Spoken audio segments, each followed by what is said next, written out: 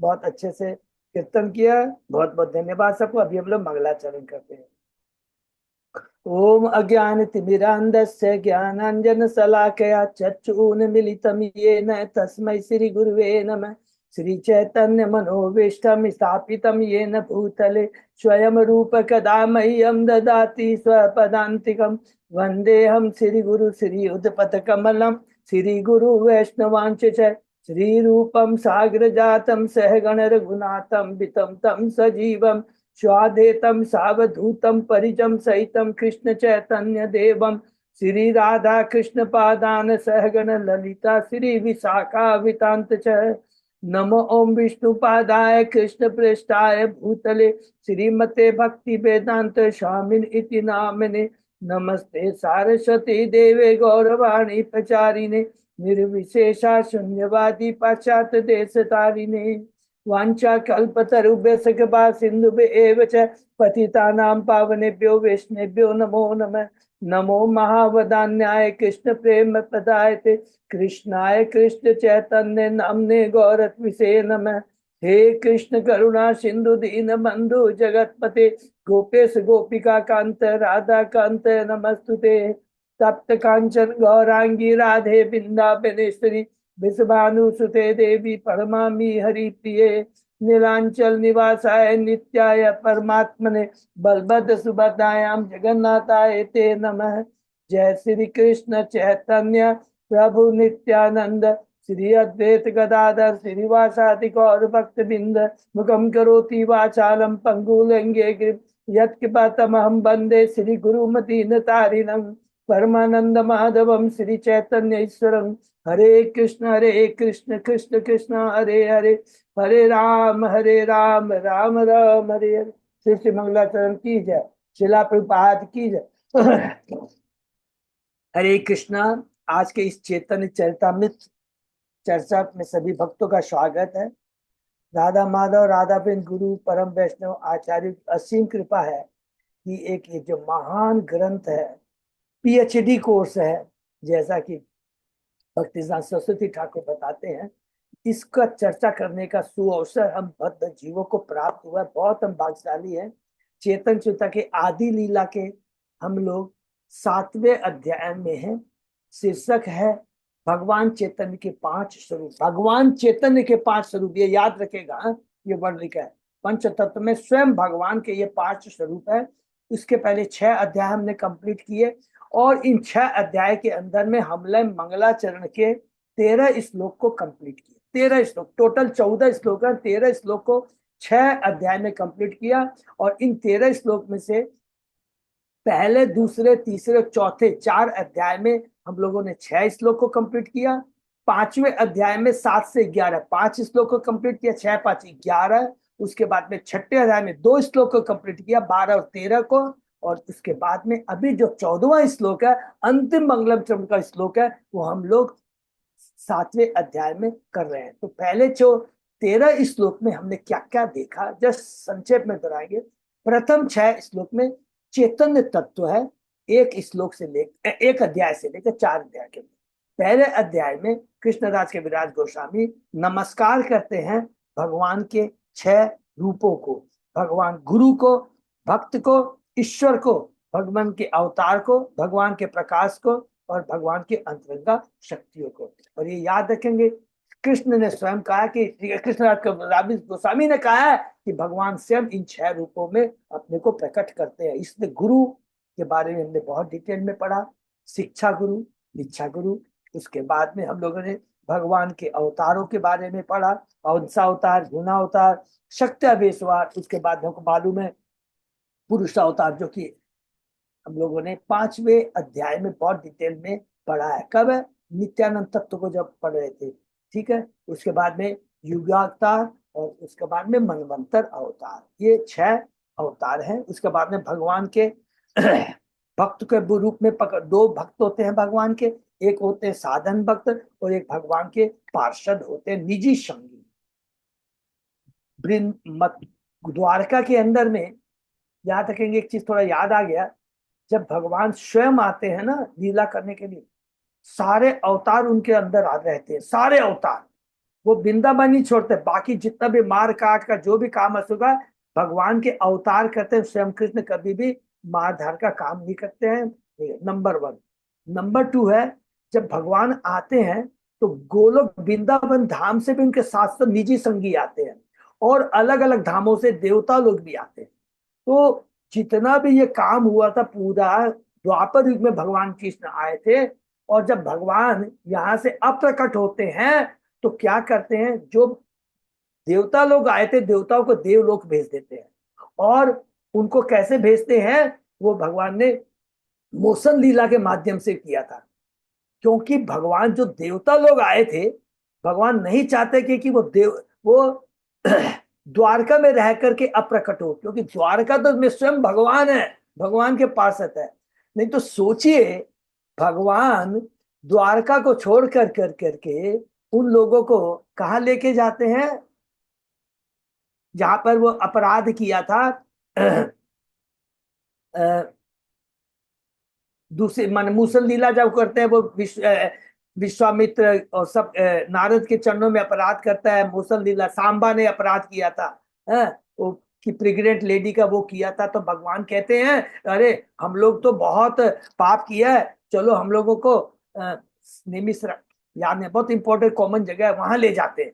तो प्रश्न उठता, भगवान उनको वहां क्यों लेके गए, द्वारका में क्यों नहीं बोले अपना? नहीं, इसलिए क्योंकि भगवान जो देवता पोर्शन थे, क्योंकि भगवान के धाम में जाकर जिनको स्वर्ग लोक जाना है, उनको वहां ले जाकर कर करके और अभिशाप के द्वारा उनको नष्ट करते हैं, खत्म करते हैं। और खुद के जो संगी हैं वो द्वारका में रहते हैं, और द्वारका फिर पूरी डूब जाती है।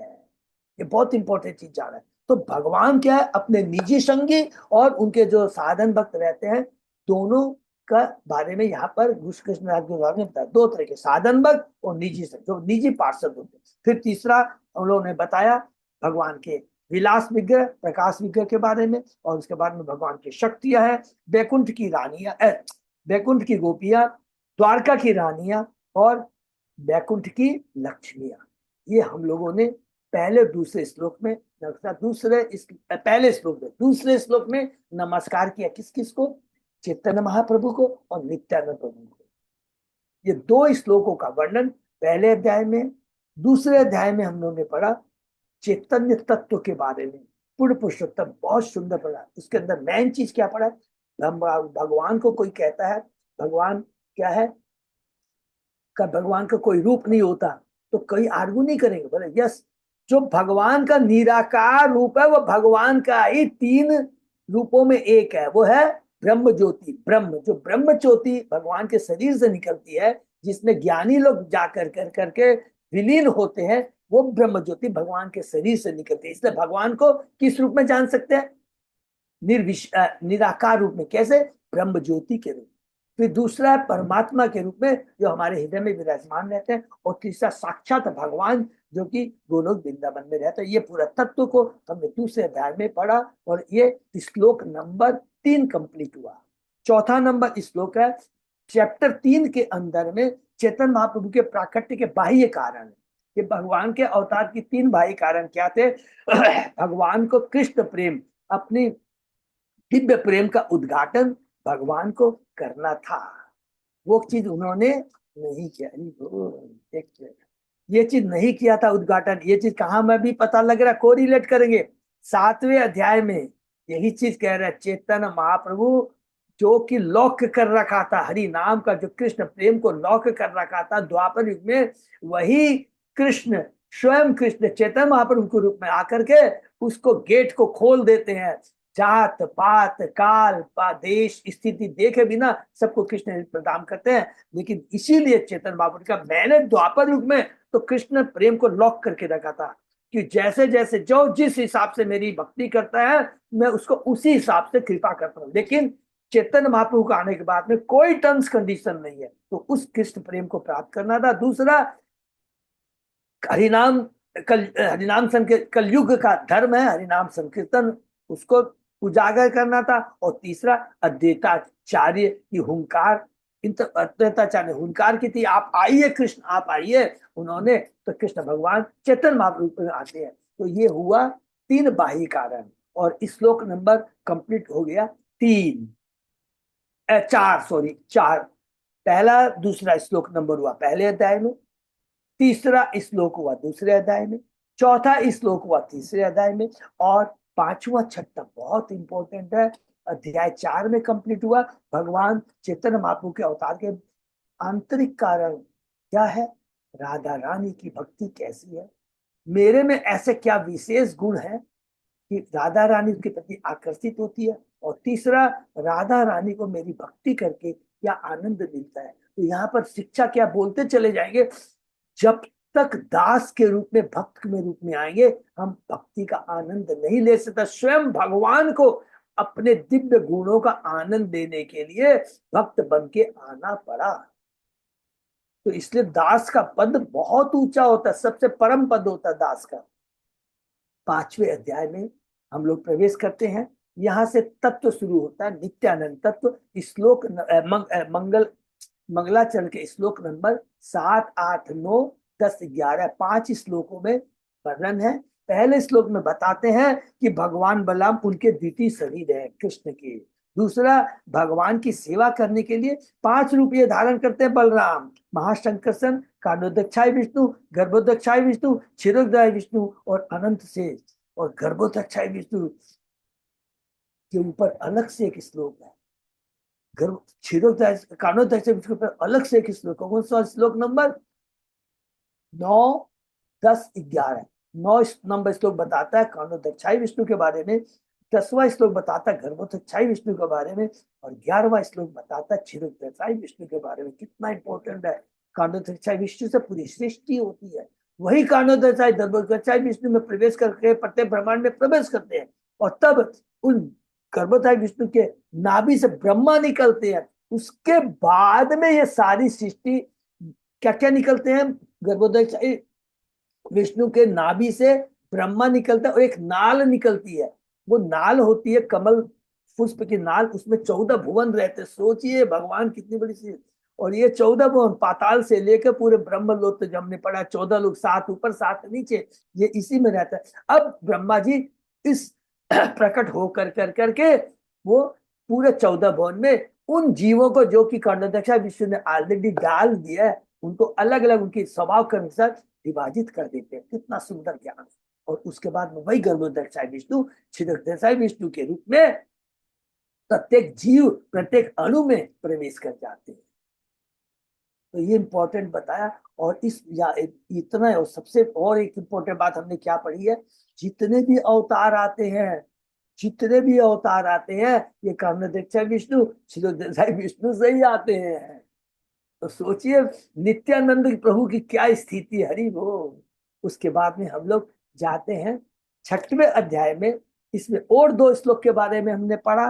कौन कौन सा श्लोक नंबर 12 और 13, 11 हो गए, 6 चैतन्य महाप्रभु के, 5 नित्यानंद के, 6, 5, 11। उसके बाद में 2 श्लोक है अद्वैताचार्य के बारे में। तो अध्याय में हमने क्या पढ़ा, वो कानोदक्षाय विष्णु जो सृष्टि करते हैं, वही भक्त के रूप में अवतार लेते हैं, हरि बोल। और चूंकि वो अद्वैत है, भगवान से अभिन्न नंबर 1 आचार्य, जो कि वो भक्ति का प्रचार करते हैं, इसलिए वे अद्वैताचार्य है। इतना तो हमने समझ में आ गया तत्व। और उससे इंपॉर्टेंट चीज क्या लिखा, गलत नहीं बोलना, उससे ज्यादा नहीं, सभी इंपॉर्टेंट है। दास्य भाव, नित्यानंद सॉरी अद्वैताचार्य स्वयं भगवान के अवतार हैं, लेकिन उसके बाद भी वो चैतन्य महाप्रभु का दास बनने में ही, भले चैतन्य महाप्रभु को बहुत सम्मान करते हैं, लेकिन वो हमेशा अपने को चैतन्य महाप्रभु के दास के रूप में अपने को बताने में ज्यादा आनंद का अनुभव करते हैं। ये हमने पढ़ा 6वें अध्याय। अब 7वें अध्याय में शीर्षक है भगवान चैतन्य के 5 स्वरूप। तो ये जो 5 स्वरूप है, इसके बारे में हमने क्या पढ़ा कि स्वयं चैतन्य महाप्रभु क्या है, भक्त रूप, भक्त रूप। नित्यानंद प्रभु कौन है, पढ़ा था 5वें अध्याय में, भगवान के स्वयं कृष्ण के विस्तार अर्थात भक्त स्वरूप। चैतन्य महाप्रभु हो गए भक्त रूप, नित्यानंद प्रभु हो गए भक्त स्वरूप, अद्वैताचार्य हो गए भक्त अवतार, श्रीवास हो गए भक्त शुद्ध भक्त, और गदाधर पंडित हो गए भक्त शक्ति। तो जैसे ये 5 तत्वों के बारे में कहते हैं तो तुरंत उसके बाद में कृष्णदास कविराज बहुत अच्छी बात कहते हैं प्रथम ये जो 3 है, चेतन महाप्रभु के दाहिने तरफ जो है, ऐसे भी याद रखें, हम जब चेतन महाप्रभु अब मेरे हमारे सामने विग्रह है तो सामने चेतन प्रभु है, उनके दाहिने हाथ में कौन कौन है, नित्यानंद प्रभु है, और नित्य प्रभु के दाहिने हाथ में गदाधर। ये तीनों हो गए विष्णु तत्व, आश्रय तत्व। और चेतन महाप्रभु के बाएं तरफ कौन कौन है, गदाधर पंडित है और श्रीनिवास ठाकुर है। और ये कौन है ये माने आराधक, ऐसे बोलेंगे आराधक है। 3 हो गए आराध्य तत्व, विष्णु तत्व, और 2 हो गए आराधक। आराध्य मीन्स जो सेवा ग्रहण करते हैं और आराधक जो सेवा करते हैं। तो चेतन महाप्रभु, नित्यानंद प्रभु और अद्वैताचार्य हो गए आराधक, विष्णु तत्व, गदाधर और श्रीनिवास हो गए आराधक। अब इन तीनों में हम लोग ने पढ़ा कि इसमें से चेतन प्रभु महाप्रभु, चेतन क्या महाप्रभु है और नित्यानंद अद्वैताचार्य प्रभु है, क्योंकि दोनों महाप्रभु की सेवा करते हैं। इतना सुंदर तत्व देखिए ये किस तरह कविराज की वजह से इसीलिए कहा गया है। ये श्लोक याद रखेगा हमेशा, एकले ईश्वर कृष्ण और सब भृत्य, केवल कृष्ण एकमात्र भगवान है, बाकी सब भृत्य माने सेवा करने वाले हैं, इंक्लूडिंग नित्यानंद प्रभु, अद्वैताचार्य, राधा रानी, सारे वास, किसी को भी आप ले लीजिए, सब क्या है, सेवा करने के लिए आए हैं। ये बहुत सुंदर तत्व हम लोगों ने पढ़ा। और उसके बाद में हमने बहुत डिटेल के अंदर में पढ़ा कि चेतन महाप्रभु के बारे में पढ़ा। चेतन महाप्रभु के गुण आगार है। जब वे द्वापर युग में आए थे, बहुत ध्यान से सुने, उस समय दिव्य प्रेम का आगार निश्चित रूप से उन्होंने स्वयं आनंद का अनुभव किया था, लेकिन दूसरे के लिए उन्होंने लॉक करके रखा था। किंतु जब श्री चेतन महाप्रभु अपने पंच तत्व संज्ञों के साथ में आए तो उन्होंने उस दिव्य प्रेम का आस्वादन करने के लिए कृष्ण के दिव्य प्रेमागार की सील को, लोक को अनलॉक करके उसे लूट लिया। हरि बोल। खुद उन्होंने लूटा, इतना ही नहीं और दूसरों के लोगों में भी वितरण किया। लेकिन कुछ लोग थे जिन्होंने इसको एक्सेप्ट नहीं किया। तो जहां पर एक आचार्य का दरकार होता है। हमने पढ़ा गीता के 7वें अध्याय के 16वें श्लोक में 4 तरह के लोग होते हैं जो भगवान की भक्ति नहीं करते, लेकिन चेतन महाप्रभु ने कलयुग में आकर कर करके जितने भी पाषंडी थे, मायावादी थे, सकाम कर्मी थे, तांत्रिक थे, निंदक थे, अभक्त थे, सबको कृष्ण प्रेम प्रदान किया। देख लीजिए कितना बड़ा कृपा है। जगाई मगाई को ले लीजिए, इवन सार्वभौम प्रभु को, सार्वभौम मालूम है हम लोग को, सबको तो मालूम है, वैसे फिर भी रिपीट करते, वो बड़े तार्किक थे, तर्क करने वाले, मायावादी थे, लेकिन चेतन महाप्रभु की कृपा से वो भक्त बन गए। प्रकाशानंद सरस्वती कितने वो थे, कट्टर मायावादी थे, उनको चेतन महाप्रभु ने भक्त बना दिया। जगाई मगाई पाषंडी थे, कितने थे, चेतन महाप्रभु ने नित्य ने उनको बना दिया। तो एक आचार्य की कितनी बड़ी शक्ति, एकमात्र आचार्य है ऐसा कर सकता है और कोई दूसरा नहीं कर सकता है। मायावादी महाप्रभु ने सोचा कि इन लोगों को भगवत प्रेम में छुड़ाने के लिए मुझे कुछ उपाय करना पड़ेगा। तो देखिए चेतन महाप्रभु सन्यासी क्यों बने, ये चीज का सीक्रेट यहाँ पर कृष्णा कविराज में घुस गया। जब उन्होंने देखा चेतन महाप्रभु ने कि सब लोग मेरे को बहुत लाइटली ले रहे हैं, बहुत लाइटली ले रहा है, अरे ये ठीक है जगन्नाथ मिश्र का सची देवी का पुत्र है, कोई सी बड़ी बात है, थोड़ा इंटेलिजेंट है, ज्यादा थोड़ा पढ़ लेता नहीं। जब चेतन महाप्रभु ने देखा ये तो उन्होंने सोचा कि मैं संन्यास ले लूं, क्योंकि भारत में जन्म भूमि है, इसके अंदर में चाहे कोई भी कितना हो देखेगा, इतनी उच्च कोटि की संस्कृति एक एक जीव के हृदय में है, वो सन्यासियों का बहुत आदर करते हैं। अभी तो बहुत पाखंडी होगा, फिर भी सन्यासियों का गेरवा में देखते हैं तो उनके सम्मान की दृष्टि से देखते हैं। भले ही बाद में मालूम पड़े पाखंडी है तो तुरंत उनकी सोच अलग हो जाती है, लेकिन वो बहुत सम्मान करते हैं सन्यासी का। यह सोच करके महाप्रभु ने सन्यास लिया। सन्यास को स्वीकार करके श्री चैतन्य महाप्रभु ने उन सबका ध्यान आकृष्ट किया जो उनसे बचते पीते भागते थे, कृष्ण भक्ति से जो लोग भागते थे। यहाँ तक हम लोगों ने पढ़ा उसके आगे। और चेतन महाप्रभु अब पूरा का पूरा देखे, पूरा डिटेल, जबकि अभी चेतन महाप्रभु के प्राकट्य के बारे में हम पढ़े ही नहीं है, अभी तक आया भी नहीं है। वो कब से आया, कौन से अध्याय से आएगा? आदि लीला 13वें अध्याय से आएगा, अभी तक आया नहीं है। लेकिन कृष्णदास कविराज गोस्वामी ने यहाँ पर इसको डिस्क्लोज कर दिया है कि चेतन महाप्रभु इन 5 तत्वों में जो महाप्रभु हैं, नित्यानंद अद्वैताचार्य जो प्रभु हैं, जो गदाधर और श्रीवास जो क्या है, वो आराधक है, पूजक पूजा करने वाले हैं। लेकिन चेतन महाप्रभु का क्या उद्देश्य था, यहीं पर उन्होंने डिस्क्लोज कर दिया। और उन्होंने बताया कि खुद भी कृष्ण नाम का प्रचार किया, लूटा, दूसरों को दिया, लेकिन जो लोग बड़े बड़े मायापादी उनको उन्होंने कैसे ठीक किया, इसका पूरा वर्णन अब हमको आगे मिलेगा। तो दोस्त शुरू करते हैं। ओम नमो भगवते वासुदेवाय, ओम नमो भगवते वासुदेवाय, ओम नमो भगवते वासुदेवाय। आदि लीला चैप्टर 7 श्लोक शीर्षक है भगवान चैतन्य के पास शुरू, श्लोक नंबर 13। हरि कृष्ण अच्युत अजय दास प्रभु को धन्यवाद। शुरू करते हैं श्लोक नंबर 39। तबे निज भक्त कहलो जो तो मालिक चादी, सबे एलाइलो माते काशिरे मायावादी। सभी लोग यहाँ तक कि मलक चिता यवन भी से चैतन्य बाबू के भक्त बना लिए गए। केवल शंकराचार्य के निर्विशेषवादी अनुयायी मायावादी उनसे बचते हैं। क्योंकि क्या होता है, जो मलक्ष होते हैं जगाई मगाई, वो क्या थे, असुर प्रवृत्ति का वो कार्य करते थे, याद रखें। लेकिन उनकी जो चेतना माने उतना, वो जो उनकी सोच चेतना थी वो दूसरी, कार्य असुर के थे, मार काट धार करते। लेकिन जो मायावादी होते हैं ना, निर्देशवादी, बहुत ज्ञानी होते हैं।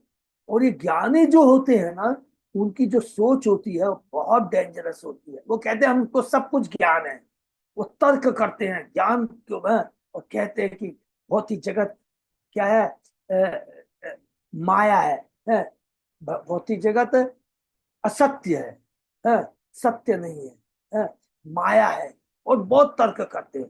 तो इसको भक्ति में लाना बहुत मुश्किल था, और इसलिए चैतन्य महाप्रभु ने संन्यास ग्रहण किया। और यहाँ लिखते हैं सभी लोग, यहाँ तक कि मलय यवन भी श्री चैतन्य महाप्रभु के भक्त बना रहे, केवल शंकराचार्य के निर्विशेषवादी अनुयायी मायावादी उनसे बचते रहे। तो प्रभुपाद जी तात्पर्य बहुत बढ़िया बात कहते हैं इस श्लोक में यह स्पष्ट अंकित हुआ कि यद्यपि चैतन्य महाप्रभु ने मुसलमानों तथा अन्य मलेच्छों को अपना भक्त बना दिया था, पश्चिमी देश के मलच्छों को उन्होंने भक्त बना दिया था, किंतु शंकराचार्य के निर्विशेषवादी अनुयायी नहीं बदले जा सके।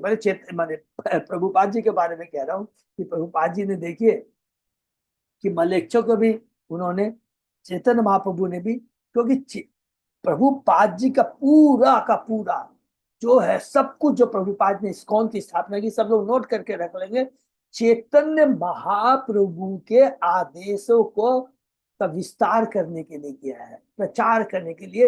ये मूल हमारे जगतगुरु शिला प्रभात प्रभुपाद जी का एम था, लक्ष्य था। और चूंकि उन्होंने पूरे प्रामाणिक शास्त्रों को आधार बना करके इस्कॉन की स्थापना की, शास्त्रों को लिखा और उसके अनुसार प्रचार किया, इसलिए वो जीवित है। 100% उन्होंने एज इट इज उन्होंने लिया, जरा भी इधर से उधर नहीं हुए। देखिए उसमें कितनी शक्ति होती है, इसका अंदाजा लगा सकते।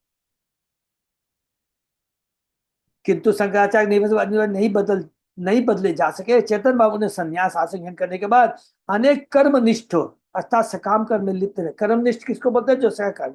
सार्वभौम प्रभु हरि बोल, सार्वभौम महाराज भट्टाचार्य जैसे महान तार्किकों को, प्रकाशन सरस्वती जैसे निंदकों को, जगाई तमगाई जैसे पाषंडियों को, और मुकुंद तथा उसके मित्र अधम पडुयायों को अपने संप्रदाय में परिवर्तित किया। ये सभी धीरे धीरे भगवान के भक्त बन गए। यहाँ तक कि पठान मुसलमान भी, किंतु निःशेषवादियों को बदल पाना बहुत कठिन था, जो कि सबसे बुरे अपराधी थे, क्योंकि वे बड़ी कुशलता से चेतन बाबू के उपायों से बच निकलते थे, क्योंकि वो तो वेदांत के खाली बारे में बात करते थे।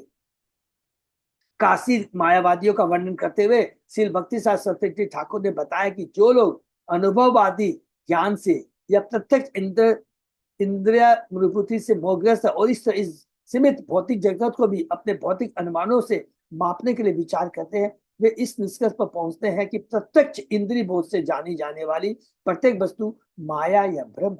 वे यह मत बनाए रख, अपना बुद्धि लगाते, खाली वो लोग का तर्क, दार्शनिक शास्त्र, तर्क, बुद्धि लगाना, वे यह मत बनाए रखते हैं कि यद्यपि परम सत्य इंद्रिय बोध की परिधि के बाहर है, किंतु उसमें कोई आध्यात्मिक विषय भोग नहीं रहता। काशीर मायावादियों के अनुसार आध्यात्मिक जगत केवल शून्य है। वे न तो परम सत्य के पुरुष व्यक्ति रूप में विश्वास करते हैं, माने निराकार, नई आध्यात्मिक जगत में उनके नाना प्रकार के कार्यों में विश्वास करते हैं। जैसे कि हमने पढ़ा है कि आध्यात्मिक जगत कितना सुंदर है, 3/4 है, कितनी उसमें विविधताएं हैं, कितना आनंद है, वहां के उद्यान, वहां के जीव, सब लोग भगवान की सेवा में लगे रहते हैं। कहते हैं सब बेकार है। आधे उनके नाना प्रकार कार्यों में विश्वास करते हैं, यद्यपि उनके पास उनके अपने ही तर्क होते हैं जो बहुत सशक्त नहीं होते, किंतु उन्हें परम सत्य के नाना प्रकार के कार्यों का कोई बोध नहीं होता। ये निर्विशेषवादी जो शंकराचार्य के अनुयायी है, वे सामान्यतः काशी मायावादी वाराणसी में निवास करने वाले निर्विशेषवादी कहलाते हैं, बहुत तर्कवादी होते हैं। वाराणसी के निकट निर्विशेषवादियों का एक अन्य समुदाय है जो सारनाथ मायावादी के नाम से जाना जाता है। माने मायावादी में भी दो भाग है, पर जी जस्ट हमारे नॉलेज के लिए बताते हैं। वाराणसी शहर के बाहर सारनाथ नामक एक स्थान है जहाँ एक विशाल बौद्ध स्तूप है। वह बौद्ध दर्शन के अनेक अनुयायी रहते हैं और वे सारनाथ मायावादी कहलाते हैं। सारनाथ के मायावादी वाराणसी के मायावादियों से भिन्न होते हैं, क्योंकि वाराणसी के मायावादी यह प्रचार करते हैं कि निर्विशेष ब्रह्म सत्य है, किंतु भौतिक विविधता मिथ्या है। भौतिक विविधता माने भौतिक जगत मिथ्या, सब माया है? और जो ब्रह्म सत्य, जो सत्य ब्रह्म है, ये सत्य है लेकिन वो निराकार है।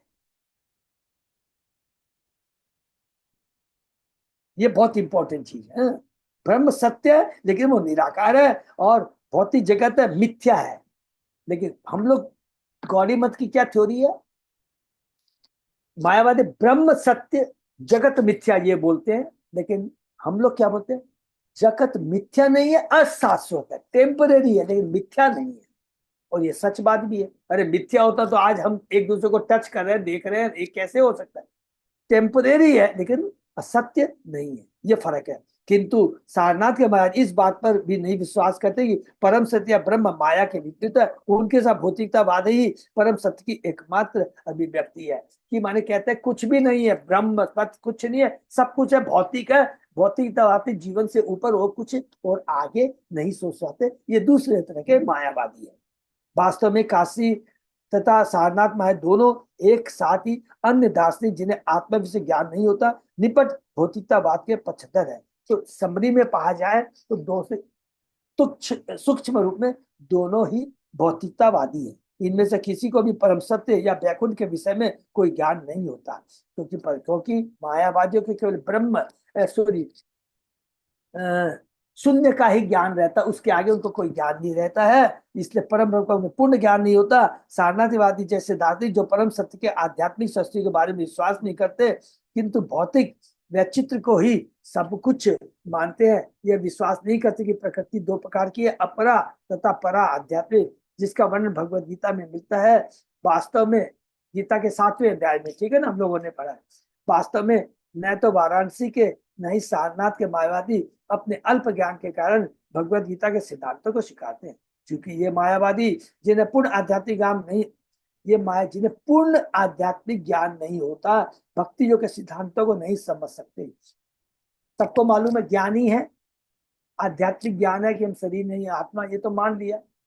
लेकिन भगवान साकार है, वैकुंठ लोक होता है, गोलोक होता है, इसका उन्हें अर्थात भक्ति योग के बारे में उस सिद्धांत को नहीं समझते, न जानने का प्रयत्न करते। अतः उन्हें उन अभक्तों की श्रेणी में रखना चाहिए जो कृष्ण आंदोलन के विरोधी है। तो वो भी अभक्त हैं जो कि कृष्ण भावना के आंदोलन के विरोधी है। कभी कभी इन मायावादी द्वारा उत्पन्न किए जाने वाले अवरोधों के हमें बड़ी असुविधा होती है, किंतु हम उनके तथा के दर्शन की परवाह नहीं करते। इसलिए चेतन बाबू ने सबसे पहली वार्निंग दी थी कि कभी भी मायावादियों का संग नहीं करना। चेतन बाबू ने बहुत इस कठोर शब्दों में वार्निंग दी है, क्योंकि हम क्योंकि हम भगवत गीता यथारूप में प्रतिपादित अपने दर्शन का प्रचार करते हैं और इससे हमें सफल परिणाम प्राप्त हुए। हरि बोल। ये दोनों प्रकार के मायावादी ऐसा सिद्धांत प्रस्तुत करते हैं मानो भक्ति उनके मानसिक चिंतन का विषय हो और वे इस निष्कर्ष पर पहुंचते भक्तियों की विषय वस्तु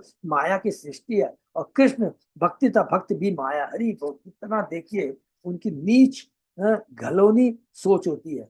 इसलिए श्री चैतन्य बाबू ने ठीक कहा है, मायावादी कृष्ण अपराधी। सारे मायावादी भगवान कृष्ण के अपराधी है। ये बात स्पेशली बहुत इंपॉर्टेंट है। चेतन चेता के मध्य लीला के 17वें अध्याय में भगवान चेतन महाप्रभु कहते हैं कृष्णा भक्त आंदोलन को समझ पाना उनके लिए संभव नहीं है। अतः हम उनके दार्शनिक निष्कर्ष को परवाह नहीं करते। ऐसे झगड़ालू मायावादी अपने तथाकथित तर्क को प्रस्तुत करने में कितने ही दक्ष क्यों न हो, हम उन्हें हर तरह से परास्त करके अपने के आंदोलन को आगे बढ़ाए जाते हैं। सबसे बड़ा उज्ज्वलन तो उदाहरण चेतन बाबू का याद रखेंगे, प्रकाशानंद सरस्वती और सार्वभौम प्रभु दोनों को याद रखेंगे। कैसे प्रभुपाद जी ने इन मायावादियों को कृष्ण भक्त बना दिया।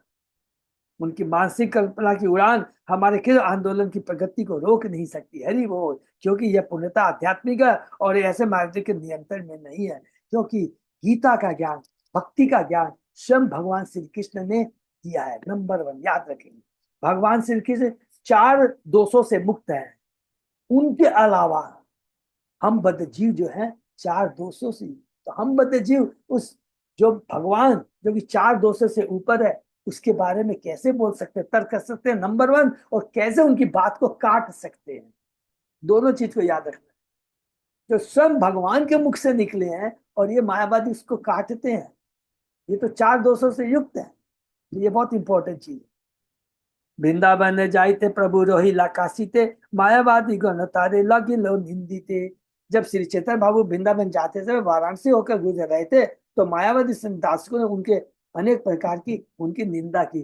चैतन्य बाबू बोलते हैं, अरे अभी तो मैं मथुरा घूम के आ रहा हूँ, जब वापस आऊंगा तब तुम लोगों को देख लूंगा। तो जब जाते समय कुछ नहीं बोलते चैतन्य महाप्रभु। श्री चैतन्य बाबू को पूर्ण शक्ति के साथ कृष्ण मत का प्रचार करते समय अनेक मायावादी दासनियों का सामना करना पड़ा। इसी प्रकार हमें भी विरोध करने वाले स्वामियों, योगियों, मायावादियों, वैज्ञानिकों, दार्शनिकों तथा अन्य मानसिक का सामना करना पड़ता है। और भगवान कृष्ण की कृपा से हम उन सबको बिना कठिनाई के परास्त करते जाते हैं। हरि बोल। ये कौन बात कह रहे हैं? प्रभुपाद जी कह रहे हैं, क्योंकि उनको बहुत कठिनाई सहनी पड़ी थी। बहुत तकलीफ, खास करके विशेष करके के बाहर की बात छोड़ दीजिए, अपने देश के अंदर ही इतने मायावादी है, इतने तांत्रिक है, तात्विक है कितना प्रभुपाद जी। लेकिन प्रभुपाद जी कहते हैं कृष्ण की कृपा से, कृष्ण की कृपा से सारी कठिनाई दूर हो गई और हमने सबको परास्त कर दिया। सन्यासी हो ये करे गायन नाचन, ना करे वेदांत पाठ करे संकीर्तन। निंदकों ने कहा सन्यासी हो तुम, फिर भी वह वेदांत के अध्ययन में रुचि नहीं लेता, किंतु इसके बदले नाचन और संकीर्तन में सदैव लगा रहता है। अरे तुम सन्यासी हो गया, वेदांत का चिंतन पठन अध्ययन नहीं करता है और खाली नाचता गाता है। इससे सौभाग्य का या दुर्भाग्य, हमें भी ऐसे मायावादी मिलते रहते हैं जो हमारी संकीर्तन विधि की आलोचना करते हैं और हम पर अध्ययन में रुचि न रखने का दोष लगाते हैं। वे यह नहीं जानते कि हमने कितने ग्रंथों का अंग्रेजी में अनुवाद किया है। बोल। और हमारे मंदिर का अनुयायी इन्हें नियमित रूप से प्रातः, दोपहर और संध्या समय पढ़ते हैं। हम पुस्तकें लिखते छापते रहते हैं और हमारे अनुयायी उन्हें पढ़ते हैं तथा विश्व भर में वितरित करते हैं। कोई भी मायावादी संप्रदाय इतनी पुस्तकें प्रस्तुत नहीं कर सकता जितने हमने की है। हरि बोल। फिर भी वे हम पर दोषारोपण करते रहते हैं कि हम अध्ययन में रुचि नहीं रखते। ऐसे दोषारोपण पूर्ण रूप से गलत है। यद्यपि हम अध्ययन करते हैं किंतु मायावादियों की व्यर्थ की बातों का अध्ययन नहीं करते। हरि बोल। तो हमें कौन से शास्त्र पढ़ने चाहिए? रेलिवेंट, जो कि भगवान, जो कि आचार्यों ने जिस शास्त्रों को हमें रिकमेंड किया है वही हमको पढ़ना चाहिए और आलतू फालतू शास्त्र को नहीं पढ़ना चाहिए। गीता की कितनी आपने पढ़ा ना, गीता के पता हम लोग इंट्रोडक्शन के अंदर भी प्रभुपाद जी ने लिखा है कि कितनी सारी टिप्पणियां हैं, लेकिन एकमात्र प्रामाणिक यही टिप्पणी है। इसलिए उन्होंने गीता का नाम दिया है Bhagavad Gita as it it, as it is. मायावादी सन्यासी न तो कीर्तन करते हैं न ही नृत्य करते हैं। उनकी मुख्य शास्त्रीय आपत्ति यह है कि यह कीर्तन तथा नृत्य की विधि तो ये त्रिक है जिससे यह सूचित होता है सन्यासी को ऐसे कार्य से पूरी तरह बचना चाहिए। उसे ग्रेविटी मेंटेन करनी चाहिए, उसे नाचना गाना सड़क पे इस तरह कीर्तन नहीं करना चाहिए। वास्तव में जबकि सतम देखिए प्रभुपाद जी कितने स्ट्रॉन्ग है, माने चेतन महाप्रभु स्वयं सन्यासी होकर के ये बात कही है कि ये सब नाटक नहीं चलेगा। खुद सन्यासी होकर पूरे सड़कों में निकल जाते हैं, भजन कीर्तन करते हैं।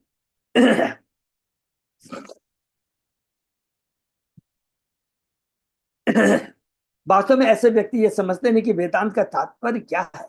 भगवद गीता में कृष्ण कहते हैं वेदस्य सर्वे अहम एवं वेद्यो वेदांत कृत वेद विद एवं चाहम। सभी वेदों के द्वारा मुझे जाना जाता है। ये बहुत इंपॉर्टेंट श्लोक है कि जितने भी वेद हैं उनका परम लक्ष्य है मुझे जानना। लेकिन कुछ जो सकाम कर्मी होते हैं वेदों की अलंकारिक भाषा को तो ले लेते हैं कि अच्छी पत्नी चाहिए तो मेरे को इसकी पूजा करनी चाहिए, शक्ति चाहिए, से ये लिखा है वेदों में यज्ञ। लेकिन ये मूल उद्देश्य नहीं है। वेदों का मूल उद्देश्य क्लियर लिखा है, सभी तो मुझे जानना ही वेदों का मूल उद्देश्य है। निसंदेह मैं वेदांत का संग्रह करने वाला हूं और मैं वेदांत का ज्ञाता हूं। भगवान कृष्ण वेदांत के वास्तविक संग्रह करता है और वे सब कुछ कहते हैं, और वे जो कुछ भी कहते हैं वह वेदांत दर्शन है।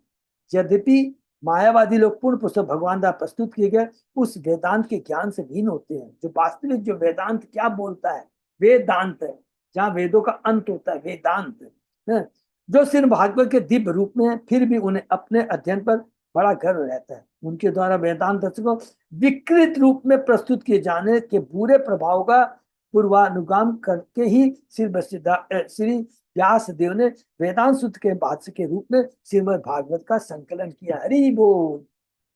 इसीलिए नारद जी आकर करके व्यास देव को क्या बोलते हैं, देखो तुमने इतने वेदांत उपनिषद लिखे लेकिन तुमने वहां पर कुछ अलंकारिक भाषाएं लिख दी है, अलंकारिक ऐसे करो यज्ञ करो तो ये मिल जाएगा। ये तो लोग उसी को ही परम लक्ष्य मान लेते हैं। बाकी जो जीवन का परम लक्ष्य कृष्ण के बारे में जानना, कृष्ण हमारा संबंध क्या उसको जानना, कृष्ण से खोए संबंध पुनः स्थापित करना, इसको कैसे किया जाए वो परम लक्ष्य है। लेकिन नहीं है, इसलिए तुम इस सबको निकाल करके तुम भागवतम लिखो। और तभी नारद जी के वचनों से प्रेरित होकर इंस्पायर होकर करके व्यासदेव जी ने श्रीमद् भागवतम का संकलन किया। श्रीमद् भागवतम भाष्य अहम ब्रह्म सूत्रा नाम दूसरतम में ब्रह्म सूत्र के सूत्रों में समस्त वेदांत दर्शन का वर्णन श्रीमद् भागवत पृष्ठों में विस्तार पूर्वक हुआ है। इस तरह वेदांत दर्शन का सच्चा प्रतिपादक व कृष्ण भावना दिखती है जो सदैव भगवद गीता तथा भागवत जैसे ग्रंथों का अध्ययन करता है और उन्हें समझता है तथा इन ग्रंथों के तात्पर्य की शिक्षा सारे विश्व को देता है। मायावादी लोगों को वेदांत दर्शन पर एकाग्रता रखने का अत्यधिक गर्व है, किंतु भक्तों के पास वेदांत पर उनके स्वाभाविक भाष्य में भागवत आचार्यों द्वारा लिखित अन्य भाष्य गौड़ी वैष्णव की टीका गोविंद भाष्य कहलाती है। हरि बोल। ये बहुत इंपॉर्टेंट चीज है। मायावादी को यह आरोप कि भक्तगण वेदांत का अध्ययन नहीं करते, कितनी बेवकूफी जैसी बात करते हैं, पूर्ण रूप से गलत है। मायावादी लोगों को यह पता नहीं कि कीर्तन करना, नित्य करना तथा भागवत सिद्धांतों का प्रचार करना जिसे भागवत धर्म कहते हैं, हरि बोल, वेदांत के अध्ययन के समकक्ष ही है। वेदांत का फिर से रिपीट कर देंगे, वेदांत का अंतिम उद्देश्य भगवान को जानना है। गीता के 15 श्लोक एकदम मेमोराइज कर लेंगे बार बार। खुद भगवान कहते हैं मैं ही वेदों का संकलन करने वाला हूं, मैं ही वेदों का ज्ञाता हूं और मैं ही वेदों के द्वारा जानने योग्य हूं। चूंकि वे सोचते हैं कि वेदांत तथा पठन सन्यासों का एकमात्र कार्य है और चूंकि उन्होंने चेतन महाप्रभु को ऐसा प्रत्यक्ष अध्ययन करते नहीं पाया इसलिए उनकी आलोचना करने लगी। अरे चेतन महाप्रभु स्वयं भगवान है जिन्होंने स्वयं वेदांत को लिखा है, तो वो क्या पढ़ेंगे। श्रीपाद शंकराचार्य ने वेदांत अध्ययन पर विशेष बल दिया है। वेदांत वाक्येषु सदा रमन्त कोपिनवंत खलु भाग्यवंत। केवल कोपिन बांधने वाले पक्के सन्यासी को चाहिए कि वेदांत के दार्शनिक कथों का सदा आनंद ले। ऐसे सन्यासी को अत्यंत भाग्यशाली समझना चाहिए। मायावादी ने वाराणसी में श्री चैतन्य महाप्रभु की इसलिए निंदा की क्योंकि उनका आचरण इन सिद्धांतों के अनुसार नहीं था, किंतु श्री चैतन्य बाबू ने इस मायावादी सन्यासों पर विशेष अनुग्रह किया। देखिए ये सब जो प्रभुपाद जी लिखते हैं, उनको फटकारा नहीं, ये नहीं अरे ये तो स्वयं उन्होंने उन पर विशेष कृपा कर करके उनके भक्त बनाया। ये होता परम आचार्य का काम। तो आचार्य किसको बोलते हैं? यहाँ पर चैतन्य महाप्रभु के आचरण से प्रभुपाद जी हमें अवगत करा रहे हैं, वही वास्तविक आचार्य होता है। अनुग्रह किया, प्रकाशन सदित सार्वभौम भट्टाचार्य के साथ वेदांत शास्त्र द्वारा उनका उद्धार किया। ऐसा नहीं कि उनको हरा दिया। एक एक चीज में बहुत गौर करना है। माँ जब अपने बेटे को डांटती है, पिता अपने बेटे को डांटता है, समझाता है, बेटा मान लेता हाँ पापा आप गलत है, तो पापा ऐसे नहीं बोलता कि मैंने तुम्हें हरा दिया। ये बहुत गंदा वर्ड है। जब भी हम उन पर उद्धार किया, उनकी जो गलत चेतना थी उसको उसका माने उसको हटाया है। मूर्ख सन्यासी निज धर्म नाही जाने, भावु को या फेरे भावु के रे सोने। यह चेतन महाप्रभु तो अनपढ़ सन्यासी है, अतः वह अपने वास्तविक कर्म को नहीं जानता, वह मात्र भाव में बहकर अन्य भाव के साथ इधर घूमता रहता है। ये कुछ सब कौन है? बनारस के मायावादी ऐसा चेतन महाप्रभु के बारे में बोल रहे हैं। मूर्ख मायावादी यह नहीं जानते कि कृष्ण आंदोलन दिव्य विज्ञान के ठोस दर्शन पर आधारित है। प्लीज इसको अंडरलाइन कर लें, बहुत फेमस। मूर्ख मायावादी यह नहीं जानते कृष्ण आंदोलन दिव्य विज्ञान के ठोस दर्शन पर आधारित है। ये दिव्य विज्ञान जो है स्वयं कृष्ण भगवान के मुख से निकला है, उसी के ऊपर आधारित है। हमारा कृष्ण भगवान अपना मन से गणन से नहीं है। इसलिए वे इस गलत निष्कर्ष पर पहुंचते हैं कि जो नास्तिक कीर्तन करते हैं उनमें दार्शनिक ज्ञान नहीं हो, किंतु जो वास्तव में कृष्ण भावनावित है उन्हें वेदांत के सार का पूरा ज्ञान होता है। हरि बोल। क्योंकि वे वेदांत दर्शन के वास्तविक भाषा वास्तविक तस्वीर में भागवत का अध्ययन करते हैं और भगवत गीता यथारूप में प्राप्त पूर्ण पुरुषोत्तम भगवान के वास्तविक वचनों का पालन करते हैं। इसीलिए भागवतम देखा होगा हम लोग ने, पहले ही श्लोक में धर्म अर्थ काम मोक्ष को सीधा रिजेक्ट कर दिया है। और जो रियल में सारे वेदों का वेदांतों का उपनिषद का सार है उसको सिर्फ भागवतम में नारद जी की कृपा से व्यासदेव ने इन्हें सम्मानित किया है। भगवान के वास्तविक वचनों का पालन करते हैं। भगवत दर्शन या भागवत धर्म को समझने के बाद वे आध्यात्मिक से पूर्णतः सचेत या कृष्ण भावनित हो जाते हैं। अतः उनका नाचना कीर्तन करना भौतिक धरातल पर नहीं बल्कि आध्यात्मिक धरातल पर होता है। हरि बोल। हम जो नाचते हैं डांस करते हैं ना, एक एक डांस में एक एक हमारे में ये आध्यात्मिक चेतना आध्यात्मिक शक्ति को प्रकट करता है। इसमें आध्यात्मिक शक्ति होती है, उसको हम प्रकट करते हैं। ये भौतिक डांस कीर्तन की तरह नहीं होता है। यद्यपि सारे लोग साधारण से हरे कृष्ण वालों के नाम से लोग भी इन भक्तों के भावपूर्ण कीर्तन और नृत्य की प्रशंसा करते हैं, किंतु मायावादी इन कार्यों को अपने अल्प ज्ञान के कारण समझ नहीं पाती है। तो मायावादी कितने कठोर होते हैं यह प्रभुपाद जी तात्पर्य में बता रहे हैं। ये शब्द सुनिया प्रभु हासे मोने मोने, उपेक्षा को कारो न कह लो संभाने। ये सारी निंदा सुनकर जब चेतन महाप्रभु बनारस से उत्तर मथुरा जा रहे हैं, उनके कानों में सब पड़ रहे हैं, मन ही मन मुस्कुरा रहे हैं। ये सारी निंदा चेतन बाबू मन में हंसने लगे। इन सारे दोषारोपण को अस्वीकार करते उन्होंने मायावादी से बात नहीं की, अभी कोई बात नहीं की है। कृष्ण भावन भक्त के रूप में हम मायावादी दार्शनिकों से बातें करके अपना मूल्यवान समय व्यर्थ नष्ट नहीं करना चाहते, किंतु जब भी ऐसा अवसर आता है हम बड़ी उत्साह और सफलता के साथ उन्हें अपना दर्शन बताकर शांत करते हैं। तो ये बहुत इंपॉर्टेंट चीज यहाँ पर थोड़ा सा ध्यान रखेंगे। प्रीचिंग में हम जब जाते हैं तो चार तरह के हैं। जब हम लोगों को पूरा शास्त्रों का पूर्ण ज्ञान नहीं रहता है और हमको पूरा हम तर्क वितर्क नहीं कर सकते, तो उनसे मुंह नहीं लगना चाहिए, दूर चले जाना चाहिए। शिला प्रभुपाद जैसे, चेतन महाप्रभु जैसे ही, गुरु महाराज जैसे ऐसे ही परम आचार्य हैं, इन तरह के लोगों को डिफीट कर सकते हैं। ये सारा कार्य उनके ऊपर छोड़ देना चाहिए। हमको अपना तर्क वितर्क नहीं करना चाहिए, बहुत इंपॉर्टेंट चीज है। उपेक्षा कोरिया कह लो मथुरा गमन, मथुरा देखिए पुनः कह लो आगमन। इस पर वाराणसी मायावादियों की निंदा की उपेक्षा करते हुए श्री चैतन्य महाप्रभु मथुरा की ओर आगे बढ़े और मथुरा जाने के बाद पुनः उस स्थिति का सामना करने के लिए बनारस लौट आते हैं। और तब आकर करके सबको याद होगा सनातन गोस्वामी को 2 महीने तक वो शिक्षा देते हैं, जो कि चेतन चरित्र के मध्य निंदा के करीब 20, 21, 22 या 22 अध्याय, काफी 22, 23, 24 इस तरह करके 20 अध्याय में शायद रूप गोस्वामी का है, ऐसे है देते हैं, या 19वें अध्याय, माने 19 अध्याय से लेकर 24 अध्याय तक में सनातन और रूप गोस्वामी को शिक्षा दिया। इस प्रकार वाराणसी वती पुनः लौट आए। भगवान चैतन्य महाप्रभु जब पहली बार वाराणसी आए तो उन्होंने मायावाद दृष्टियों से बात नहीं की, किंतु उन सबको वेदांत के वास्तविक प्रयोजन के प्रति आश्वस्त करने के उद्देश्य से मथुरा से फिर वाराणसी लौट आए। वो चाहते तो मथुरा से दूसरा रास्ता पकड़ करके बंगाल आ सकते थे, नहीं, वो स्वयं जानबूझकर जब वापस आ रहे थे मथुरा से, कहां से होते हुए आए? वाराणसी से होते आए। काशी ते देखे शुद्ध श्री चंद्रशेखर, तार घोरे रोहिला प्रभु स्वतंत्र ईश्वर है। इस बार श्री चैतन्य बाबू चंद्रशेखर नामक शूद्र या कायस्थ के घर रुके थे, क्योंकि पूर्ण पुरुषोत्तम भगवान के रूप में वे पूर्णतः स्वतंत्र है। भगवान स्वतंत्र है और भगवान के लिए देखिए बहुत इंपॉर्टेंट है, शूद्र हो चंडाल हो कोई अगर भक्त है तो चैतन्य बाबू उसको गले लगा लेते हैं। चंद्रशेखर शूद्र जात के हैं लेकिन उसके यहाँ रहते हैं। एक बार श्री चैतन्य महाप्रभु चंद्रशेखर नामक एक कर्मचारी के घर रुके।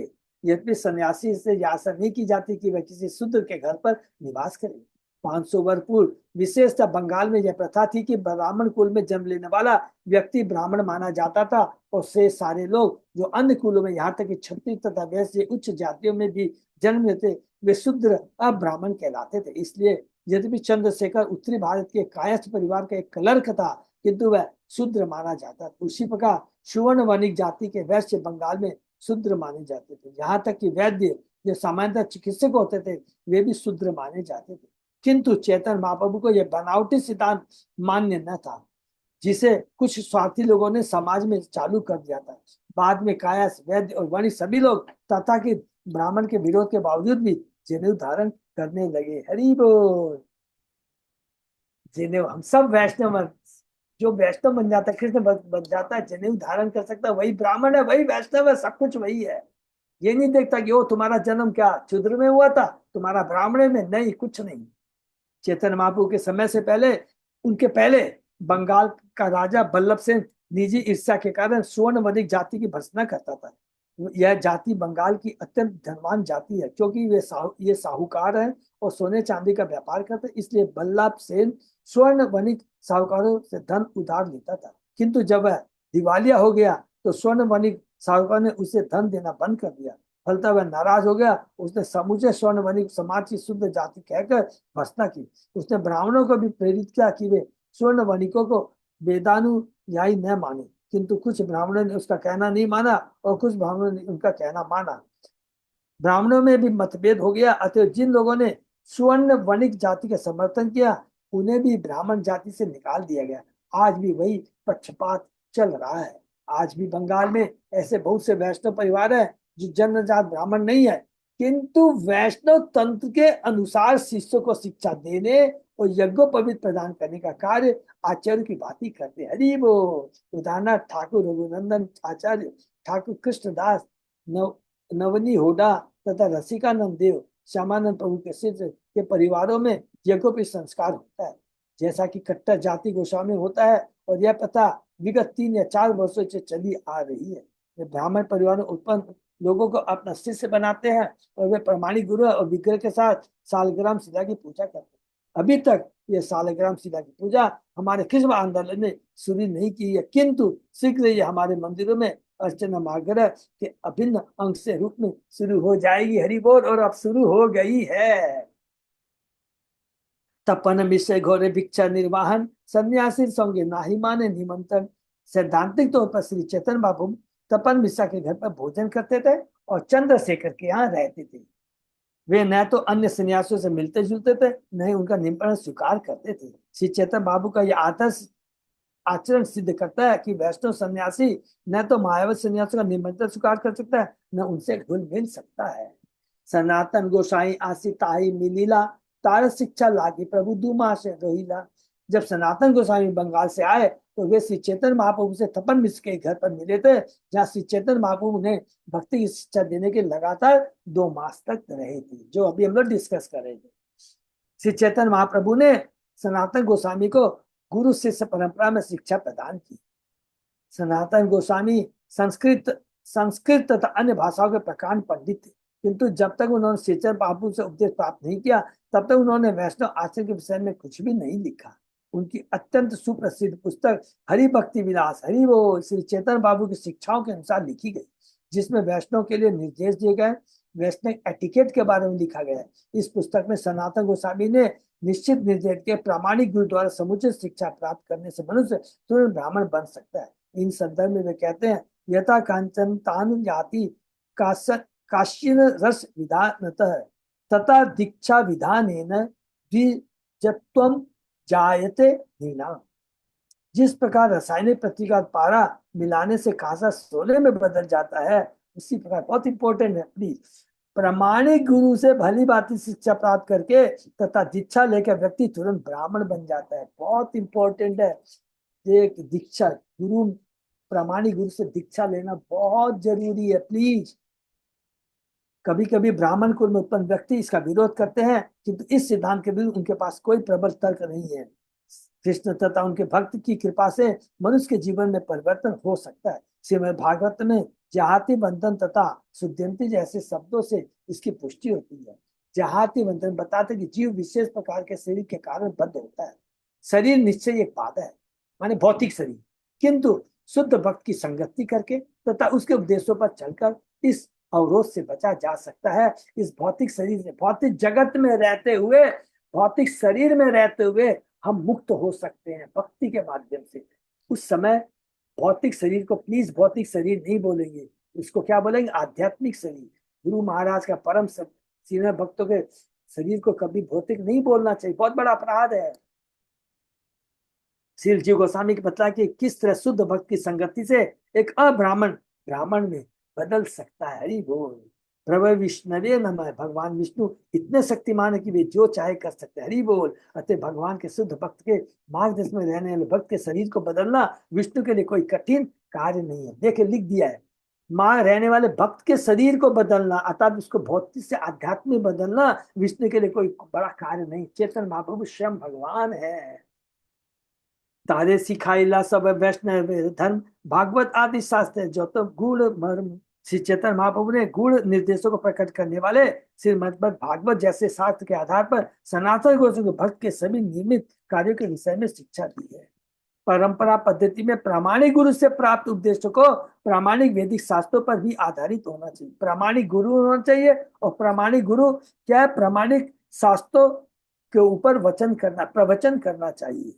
उसका जो भी प्रवचन होता है वो प्रामाणिक शास्त्रों पर आधारित होना चाहिए। जो व्यक्ति परंपरा में आता है वह मनमाना आचरण नहीं करता।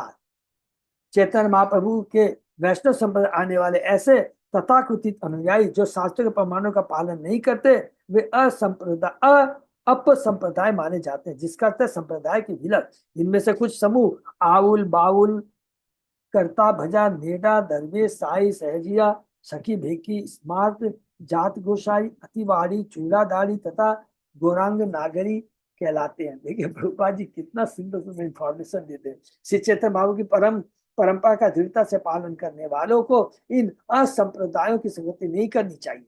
जिसने प्रामाणिक गुरु से शिक्षा प्राप्त नहीं की वह वैदिक साहित्य को समझ नहीं सकता। हरि बोल। बिना गुरु की कृपा से हम प्रामाणिक वैदिक साहित्य को नहीं समझते। इस बात पर बल देने के भगवान कृष्ण अर्जुन को उपदेश देते समय स्पष्ट कहा था कि तुम मेरे भक्त तथा अंतरंग सखा हो, इसलिए तुम भगवत गीता के रहस्य को समझ सकते हो और तुम ही प्रचार कर सकते हो। अतः निष्कर्ष यह निकलता है कि जो व्यक्ति प्रामाणिक शास्त्रों के रहस्य को जानता चाहता है उसे प्रामाणिक गुरु के पास जाना चाहिए। जैसे अर्जुन ने कृष्ण भगवान को अपना गुरु माना, इससे विनीत भाव से सुनना चाहिए तथा उसकी सेवा करनी। तो अदिति प्रणिपातन परिप्रश्न सेवया, गीता के चौथे अध्याय का 34वां श्लोक। तभी शास्त्रों का तात्पर्य समझ में आ सकेगा। श्रेष्ठात्म उपनिषद में कहा यस्य देवे परा भक्ति यथा देवे तथा गुरु तस्य ते कथिता ही अर्था प्रकाशांते महात्मन। शास्त्रों का वास्तविक तत्व उसे प्रकट हो जाता है जो परमात्मा तथा गुरु दोनों में अविचल श्रद्धा रखता है। श्री नरोत्तम दास ठाकुर का उपदेश है साधु शास्त्र गुरु वाक्य हृदय को रिया ऐके। हरि बोल। अर्थात मनुष्य को चाहिए कि आध्यात्मिक जीवन के वास्तविक उद्देश्य से समझने के लिए साधु शास्त्र तथा गुरु के उपदेशों को माने। न तो साधु या वैष्णव नहीं प्रामाणिक गुरु ऐसी कोई बात कहता है जो प्रामाणिक शास्त्रों की परिधि में न हो। इस तरह प्रामाणिक शास्त्रों के वचन प्रामाणिक गुरु साधुओं के वचनों के अनुरूप होती है, इसमें कोई अंतर नहीं होता। अतः ज्ञान के इन 3 महत्वपूर्ण स्रोतों के अनुसार ही आचरण करना चाहिए। 3 स्रोतों से ज्ञान प्राप्त करना चाहिए, साधु, गुरु, शास्त्र। इतिमध्य चंद से मिश्र तपन दुखी हुआ प्रभु पाए क्या लो निवेदन।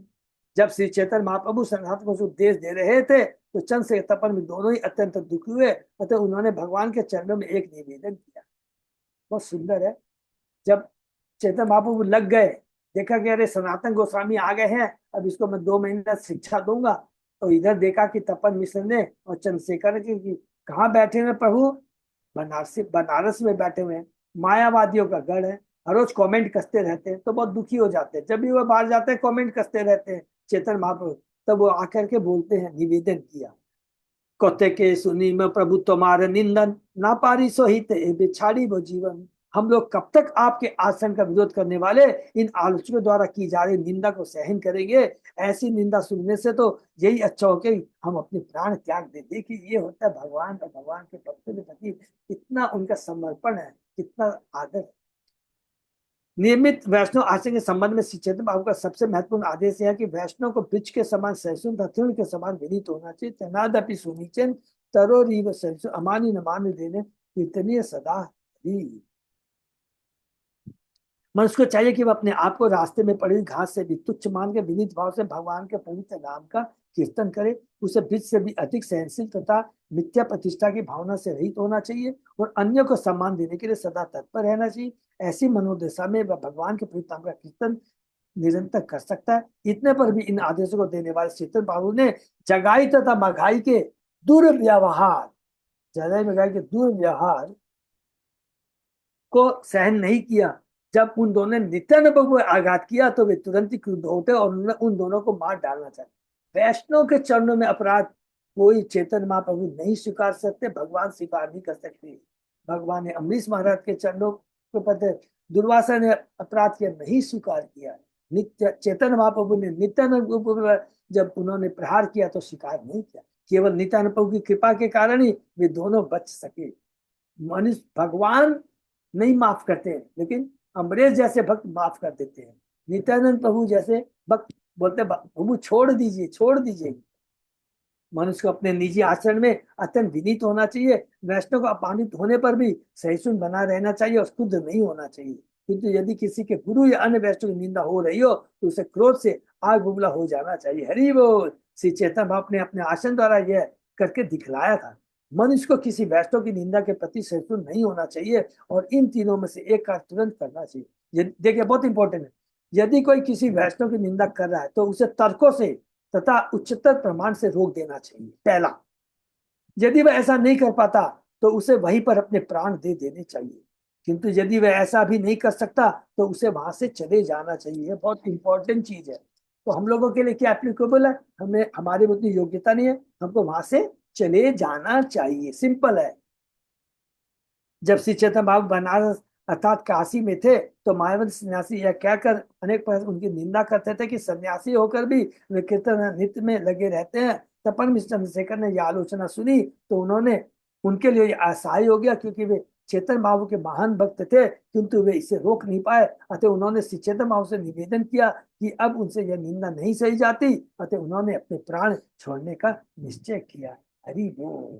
तो बहुत, चूंकि इस श्लोक का तात्पर्य प्रभुपाद जी हम बद्ध जीवों के लिए बहुत चिंतित थे कि मायावादियों के प्रति मायावादियों को कैसे हैंडल किया जाए। नंबर 2, ये आज जो इतनी दिव्य शिक्षा है, इतना पावरफुल ये दिया है प्रभुपाद जी ने। 21 श्लोकों पे इतना बड़ा तात्पर्य क्या दिया है कि जो से हम लोग डिस्कस करेंगे कि जो बहुत ज्ञानी होते हैं, नास्तिकवाद होते हैं, वेदांत का अध्ययन करने वाले होते हैं, दार्शनिक होते हैं, इन लोगों को भक्ति में लाना बड़ा मुश्किल है। तो हम जैसे लोगों को इनका मुंह नहीं लगना चाहिए। केवल ये किसके द्वारा हैंडल किए जा सकते हैं, चेतन महाप्रभु प्रभुपाद जी जैसे महान भगवान और भगवान के परम भक्त चेतन महाप्रभु और हमारे जगत गुरु शिला प्रभुपाद, इसी तरह के लोग इनको हैंडल कर सकते हैं। इसीलिए बार बार हम लोगों का कभी मायावादी से बोला, एक तो पहला ये है। दूसरा चीज ये है कि इस जो हम कहते हैं कि जीवन का परम लक्ष्य क्या है, आचार और प्रचार, ये बहुत इंपॉर्टेंट। देखिए, चेतन महाप्रभु ने कहीं भी नहीं कहा प्रचार, पहले आचार और अपने को खुद भक्त के रूप में आचरण में ला कर करके फिर उन्होंने प्रचार किया। ये दूसरी बहुत इंपॉर्टेंट शिक्षा है। हम यदि प्रचार करना चाहते हैं तो पहले अपने को उस आचार में, आचरण में अपने को लाना पड़ेगा। देखिए, बहुत बड़ा ज्ञानी नहीं बनना है, क्योंकि कृष्ण को तो कोई जान ही नहीं सकता है। कृष्ण कहते, खुद कृष्ण कहते भगवान स्वयं अपने को नहीं जान सकते, तो हम कौन सी खेत की मूली है। तो हमको ज्ञानी नहीं बनना है, हमें भक्त बनना है। भक्त का मतलब होता है भगवान के आदेश का पालन करना। और कलयुगी जीव के लिए भगवान ने सिंपली कह दिया, हरे नाम हरे नाम हरे नाम केवल। और कुछ भी नहीं कहा कि तुम बहुत बड़े ज्ञानी बनो। और हम प्रचार भी करते हैं तो कभी भी ईगो में नहीं लेता। कोई भी तर्क उर्क करता है तो पहली चीज कुतर्क से बचना चाहिए। और कोई वास्तव में अच्छा प्रश्न करता है, हमको ज्ञान नहीं है, तो घबराना भी नहीं चाहिए, अरे मेरे को आता ही नहीं, अच्छा ये मैं अपने सीनियर से पूछ के बताऊंगा। बस वो आपका डबल रेस्पेक्ट करेगा, बोलेगा ये सही में सच भक्त है। और आपको प्रचार करने में बड़ा हिम्मत मिलेगा, उत्साह मिलेगा। कई बार हम लोग सोचते हैं प्रभु हम लोग को आता नहीं, नहीं, ऐसी सोच बिल्कुल नहीं होनी चाहिए। समझे ना? क्योंकि हम लोग किसको रिप्रेजेंट कर रहे हैं? परम ज्ञानी, सबकी सब कुछ माने परम भगवान, एकले ईश्वर के और सब भित्तियां, उनको रिप्रेजेंट कर रहे हैं। उनके प्रामाणिक शिष्य गुरुओं को हम लोग रिप्रेजेंट कर रहे हैं। घबराना नहीं, वो हमको मदद करेंगे प्रचार कार्य में, स्वतः ही हमको बुद्धि देंगे, सब कुछ करेंगे। समझे कि नहीं? तो हमें प्रचार करना है, पहले अपने को आचरण में लाना, फिर प्रचार करना है। नाचना गाना सब कुछ करना है। चेतन बाबू स्वयं करते थे, इसलिए बाप प्रभुपाद जी भी करते थे, इसलिए आज हमारे गुरु आचार्य भी है। कीर्तन करते हैं, डांस करते हैं। हम लोग यात्रा में जाते हैं, देखिए बड़े बड़े हमारे महाराज लोग हैं, सब लोग कीर्तन करते हुए जाते हैं। लोकनाथ महाराज को देखिए, हाँ मजा आ जाएगा, क्या कीर्तन, क्या नृत्य, क्या डांस करते हैं। ठीक है ना? वो लास्ट में क्लोज करते हैं, ये भौतिक नहीं है, ये आध्यात्मिक है। ये जो कीर्तन है भौतिकवादी जैसा नहीं है, ये दिव्य आनंद प्रदान करने वाला है, दिव्य भक्ति को उजागर करने वाला है, भक्ति को बढ़ाने वाला है ये। तो इसे हमें अवश्य करना है। हरे कृष्ण। दान देते। किसी का कोई प्रश्न? हरे कृष्ण प्रभु। हाँ प्रभु। मौसल लीला प्रभास क्षेत्र में हुआ था, वो शंकर क्षेत्र हाँ, यस, प्रभास है। थैंक यू सो मच प्रभु, हरि बोल। प्रभास, इसको हम लोग पढ़ेंगे, देखिए कितना तत्व है। मन में उठा, अरे भगवान श्री कृष्ण द्वारका में बैठे हैं, कहते हैं कि तुम लोगों को पाप लग गया है, पाप का निवारण करने के लिए प्रभास क्षेत्र चलो। तो कोई इंटेलिजेंट फट से पूछेगा, अरे प्रभु आप तो कृष्ण है, आपको छोड़ के जाएंगे? अरे आपके दर्शन हो रहा है तो हमारे सारे वैसे ही पाप नष्ट हो गए हैं। आप हमको बोलते प्रभास क्षेत्र में जाकर के थोड़ा हमें प्रायश्चित करना चाहिए। इस सब भगवान की बड़ी दिव्य लीला है, इसके पीछे हमेशा रीजन होता है। तो भगवान के जो भी कार्य करते हैं उसके पीछे दिव्य कारण होता है। ठीक है? अरे थैंक यू सो मच प्रभु। कैसी पंडित काटते रहिए। तो यही पर हम लोग विराम देते हैं। और अजय पंतार प्रभु, हाँ प्रभु जी। बस वो तो हम लोग भागवत में डिस्कस कर लिए, लॉन्ग टूर के लिए है जो भी अभी है, हम लोग को उसी पर केंद्रित होना है। 1 सप्ताह 10 दिन रह गया। 9 तारीख को जा रहे हैं ना भक्त लोग हम लोग? हाँ प्रभु जी। 10 दिन, आज 30 है, 7-8 दिन और रह गया। ठीक है ना? सब लोग अच्छे से अपने को तैयार करेंगे। तो वो प्रभु मैंने वही जस्ट किया था, थोड़ा सा अपने भी देख लेंगे कि हर बस के लिए जैसे है वो पोस्ट भी कर देंगे, सब लोग अपना अपना वो लेके जाएंगे, क्या नाम है, साउंड सिस्टम। तो मैं इधर में उधर में इनको बोल दिया हूँ, रंजीत प्रभु को वो लेके चले जाएंगे। मैं उनको नेक्स्ट संडे दे दूंगा प्रभु, चेक भी कर लूंगा वो सही सही है कि नहीं। ठीक साउंड ठीक। सिस्टम सटीक होना चाहिए। और दूसरा, सब माता जी लोग को स्पेसियस करा है कि वो करताल को जरूर रखेंगे, वैष्णव बुक को जरूर रखेंगे, और कुछ कीर्तन भजन कीर्तन को तैयार करके जाएंगे, क्योंकि हमारे वो जगन्नाथ ग्रुप की एक अलग बस रहेगी ना। हाँ प्रभु जी। अरे वो तो अपने, तो हमारा अस्त्र शस्त्र क्या है? चेतन महाप्रभु का अस्त्र शस्त्र यही है। हैं, कीर्तन। कीर्तन, करताल, मृदंग, साउंड सिस्टम, बुक्स, ये सब है, इसको लेके चलना हम लोग, ठीक है ना। हरे कृष्णा। सही, बहुत बहुत धन्यवाद। आज का सेशन ये विराम करते हैं, फिर कल सुबह 7।